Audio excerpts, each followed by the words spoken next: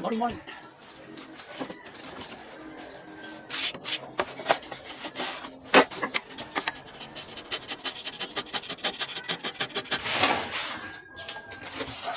Ito yung harap.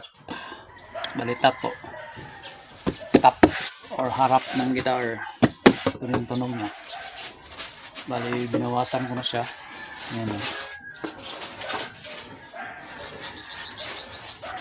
Meron akong video. Putol-putol. Ito na yung tunog. Tunog. Sustain na siya. Sustain, meron na siyang sustain.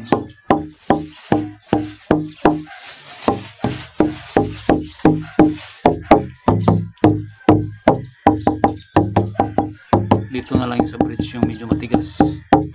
Bawasan pa ng konti.